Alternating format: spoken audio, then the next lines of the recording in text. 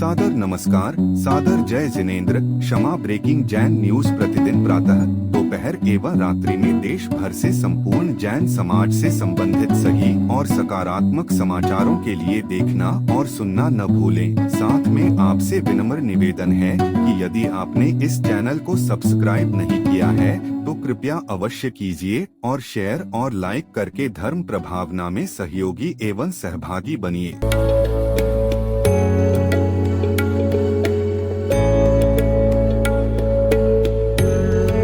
एक ऐसी संस्था जो जैन आगम के पथ पर बढ़ने वाले साधुओं की सेवा में दे रही है अपना योगदान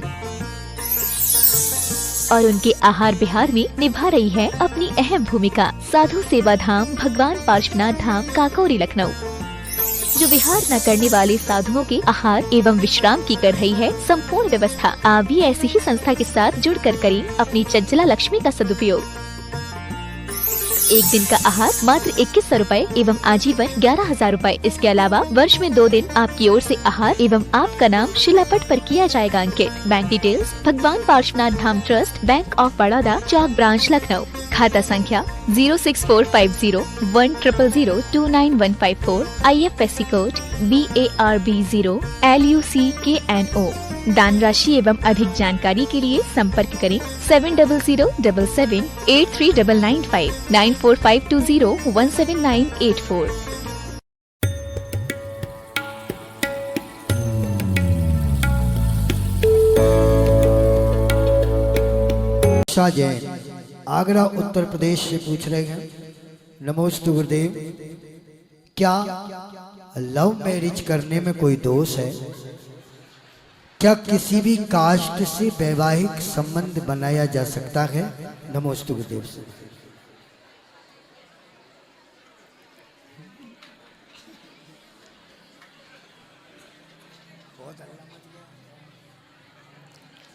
जो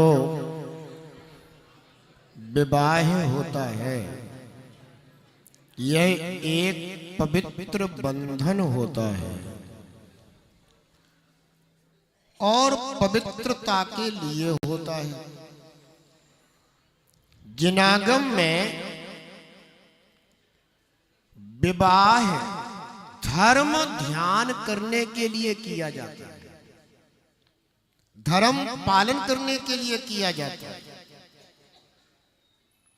विवाह एक पवित्र बंधन है जिसमें पति पत्नी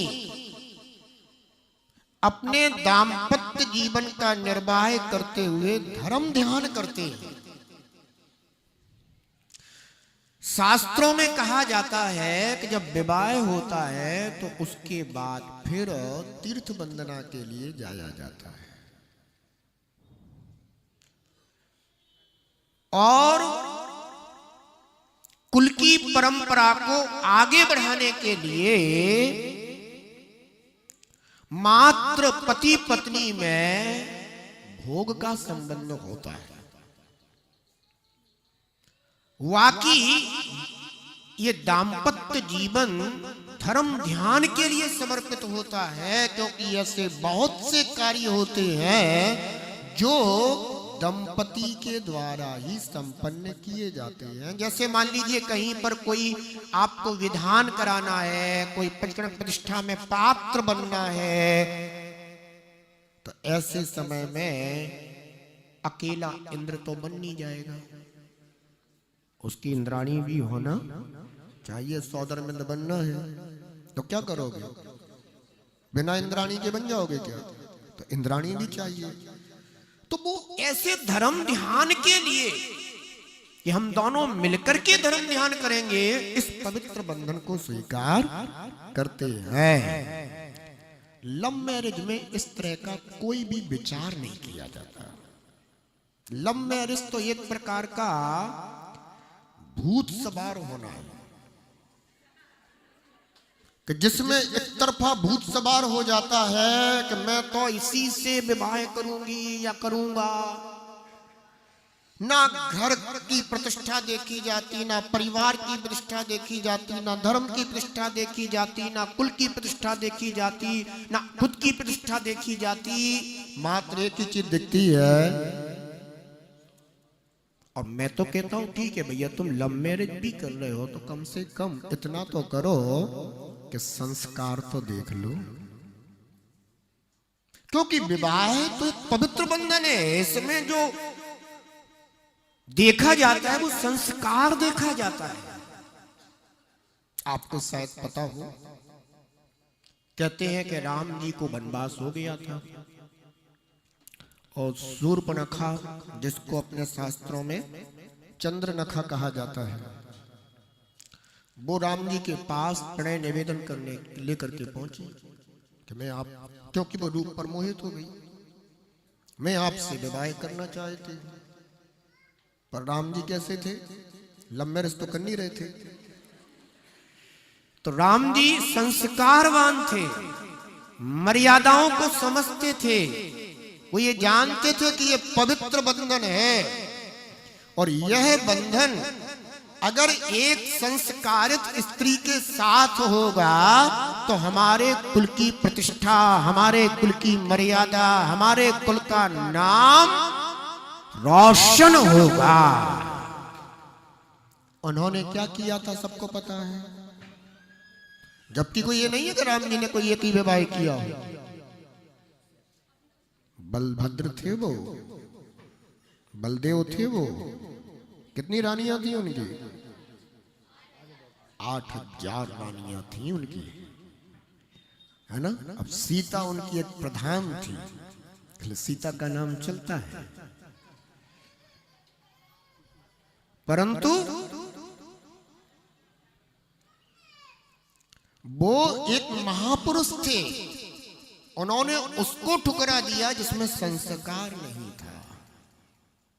आपको विचार करना चाहिए कि हम जिस कुल में जन्मे हैं, इस कुल का आचार विचार क्या है। जिस कुल में जन्म से ही अहिंसा धर्म का पालन होता हो, वह ऐसे कास्ट में विवाह नहीं कर सकता है जहां अहिंसा का पालन ना हो करके हिंसा का कार्य होता हो।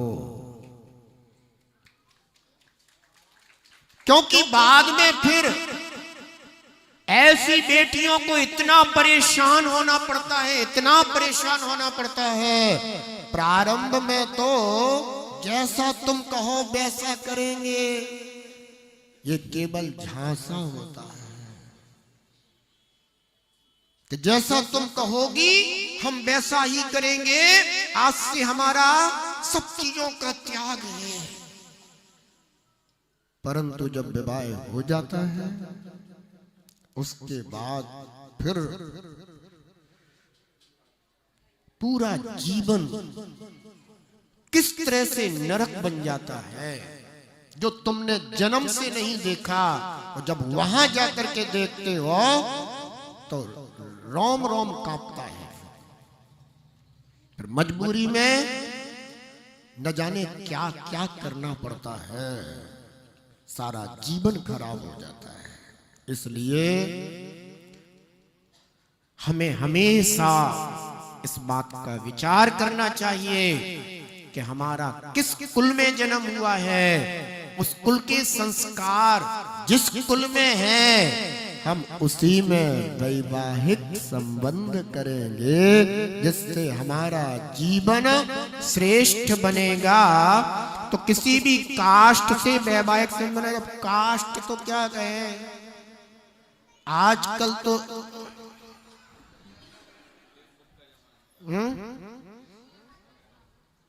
लोग बाग कुत्तों से शादी कर लेते हैं आज के समय में, का कास्ट कहेंगे। अब कुत्ता कास्ट कहनी पड़ेगी। इसलिए ध्यान रखिएगा, राम जी के उस चरित्र को समझिएगा, महापुरुषों के उस चरित्र को समझिएगा जिन्होंने आदर्श स्थापित किया है। अगर आप ऐसे आदर्श बनकर के आगे चलेंगे तो आपका कुल वंश लोकमान्य लोक पूजित कुल कहलाएगा और आपकी आने वाली पीढ़ियां भी आपके कुल को रोशन करेंगी। और यदि आपने ऐसा विचार नहीं किया और अपने कुल की मर्यादा के विरुद्ध, कुल के आचार विचार के विरुद्ध ऐसे कुल में अगर विवाह कर लिया तो पूरा जीवन आपका बेकार हो जाता है और ये पर्याय भी खराब, भविष्य भी खराब, दुर्गति में जाना पड़ता है, वर्तमान जीवन भी आपका नारकीय जीवन हो जाता है।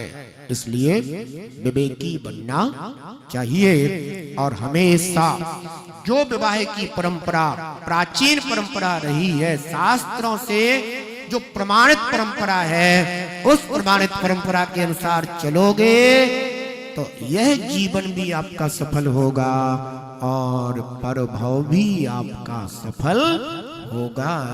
ऐसा नमोस्तु गुरुदेव। जिनागम के अनुसार स्त्रियों के द्वारा भगवान का अभिषेक करना क्या उचित है? नमोस्तु गुरुदेव। समाधान। जिनागम में श्रमण धर्म और श्रावक धर्म कहा गया है। श्रावक धर्म पुरुष भी पालते हैं और माताएं बहनें भी पालती हैं। जिनागम में स्त्रियों के द्वारा भगवान के अभिषेक का निषेध कहीं भी नहीं है, लेकिन वर्तमान काल दोष के कारण जो पंथ निर्मित हो गए हैं उनमें कुछ नियम बना दिए गए कि इस पंथ में इस तरह के यह कार्य नहीं किए जा सकते हैं। तो उसमें एक यह भी बना दिया कि महिलाएं अभिषेक नहीं कर सकती। अब बस वो बन गया, चल पड़ा, विद्वानों ने चला दिया। अब वो सबको, बहुत सारे लोगों को वही जन्म से मिला है तो वो ये सोचते हैं कि जो हमने जन्म से देखा है वही सही है। लेकिन जो जिनेंद्र भगवान ने कहा है सही तो वही है। अब लोग ये कहते हैं कि महिलाएं अशुद्ध होती हैं, उनकी अशुद्धि होती है, इसलिए उन्हें अभिषेक नहीं करना चाहिए। तो मैं तो ये कहता हूं कि जिनागम ये कहता है कि 8 वर्ष अंतर मुहूर्त में अभिषेक करने की योग्यता आ जाती है, लेकिन अशुद्धि की योग्यता नहीं आती है। फिर क्या दिक्कत है फिर? लेकिन इन बातों का उन पंथाग्रह, जिनके अंदर पंथाग्रह है, उन पर कोई प्रभाव नहीं पड़ेगा, क्योंकि उन्होंने अपनी ऐसी ही मानसिकता तैयार कर ली है। माताएं बहनें मंदिर आ सकती हैं, जबकि मंदिर भी एक देवता में गिना जाता है। माताएं बहनें जिन वाणी को छू सकती हैं, क्योंकि वे पवित्र हैं तभी तो छूती हैं। अशुद्धि आदि का विवेक तो स्वयं भी माताएं बहनें रखती हैं। जिन वाणी छू सकती हैं, मंदिर की पूजन की थाली छू सकती हैं, मंदिर के बर्तन छू सकती हैं, मंदिर की हर द्रव्य छू सकती हैं, साधु जनों के लिए आहार तैयार कर सकती हैं, यहाँ तक कि तीर्थंकर भगवान भी माताओं बहनों के द्वारा बनाए हुए आहार को ग्रहण करते हैं, उनसे भी ग्रहण कर लेते हैं। वो सब शुद्ध है, केवल अभिषेक करना ही एक विचारणीय बात होती है। हमारे धर्म में भी किस तरह के ये हास्यास्पद व्यवस्थाएं बना दी गई हैं जो कि जिनागम से विरुद्ध हैं। लेकिन मैं फिर भी यह कहूंगा कि अब जहां जैसी परपाटी चल पड़ी है, राग द्वेष नहीं किया जा सकता, क्योंकि मंदिर राग द्वेष के स्थान नहीं है, मंदिर वीतरागता के स्थान है। इसलिए यद्यपि शुद्धम लोक विरुद्धम ना करणीयम ना चरणीयम कहा गया है।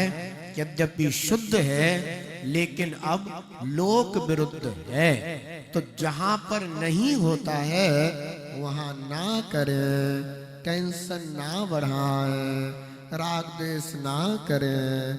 जिन्हें भगवान का अभिषेक हो रहा है उसे भाव पूर्वक देख लें, अनुमोदना कर लें कि मैं भी ऐसे ही भगवान का अभिषेक कर रही हूँ। और जहाँ होता हो और तुम्हारा मन करता हो तो कर ले, क्योंकि ये मनुष्य पर्याय पुनः पुनः मिलने वाली नहीं है। इस पर्याय को अवश्य सफल करना चाहिए।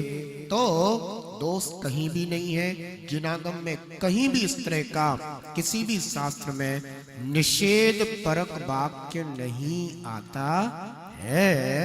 ऐसा Kshama breaking Jain news YouTube channel पर विज्ञापन देकर धर्म प्रभावना में बने सहभागी।